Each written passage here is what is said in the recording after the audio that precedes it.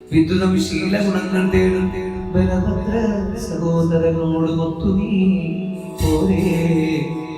ചെറിയവർ തമോട് ഒന്നിച്ചു ചാരുതരേണ പിരിക്കേണമെന്നൊരു ധാരണയാ നന്ദഗോപരിക്കുന്നിതാരാൽ അതിവൃദ്ധനാമൻ തങ്ങളുടെ മാനസാഭീഷ്ടം മനസ്സിൽ വെച്ചാൽ അത്യാനന്ദമായി വരും. ഞങ്ങൾക്ക് മക്കളെ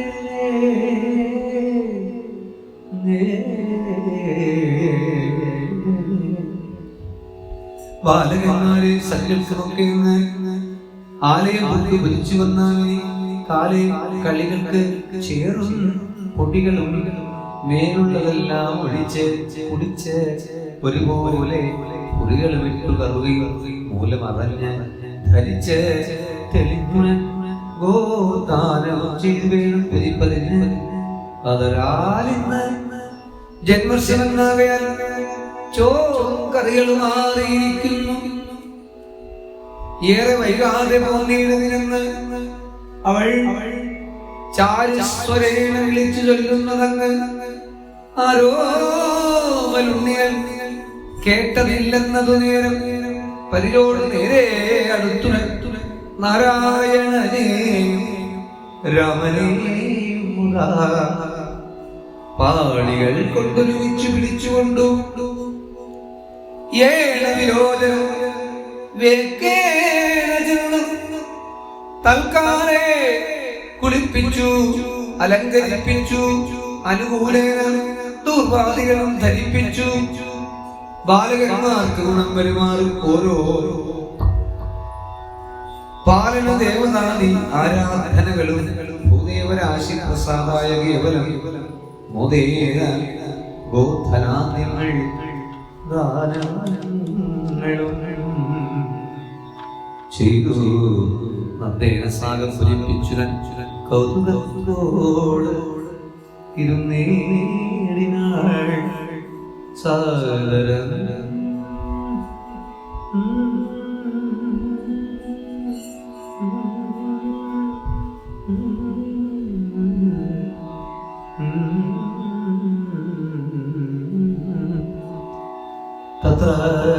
തദനുമൊത്തൊരുമിച്ചുള്ള വിശ്വവർഗം അമ്പോട് ചൊല്ലിന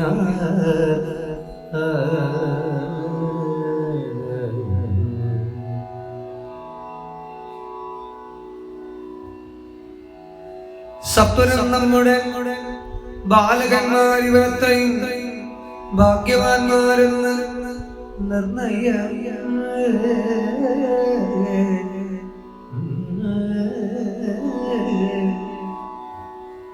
ചിത്തെ വിചാരിച്ചു കാണുക.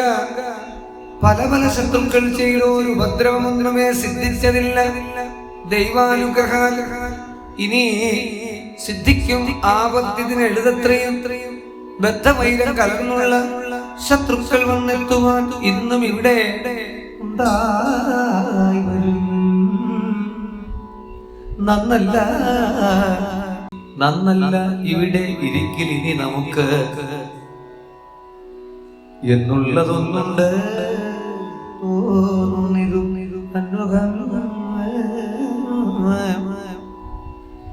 പുണ്യദേശങ്ങൾ മറ്റൊരിടത്ത് അതിധന്യമായുള്ളതെന്ന് അന്വേഷണം ചെയ്തു നിന്ന് കണ്ടങ്ങൾ അവിടേക്ക് പോയി ചെന്ന് നാം ഒന്നിച്ചിരിക്ക വേണ്ടുന്നതെന്നിങ്ങനെ തോന്നുന്നിതു. ആപത്തുകൾ നടേ വന്നത് ഈശ്വര സാക്ഷിയായ നീങ്ങുകയില്ലത് നിർണയം. ഇന്നും ഈ ശാർഗവാരായുധൻ പാലിക്കുമെങ്കിലും വാങ്ങി നാമങ്ങൊരിടത്ത് ചെന്ന് ഈശ്വരൻ താങ്ങുവാനാക എന്നിങ്ങനെ സന്തത ചിന്തയാന വസിക്കേണം.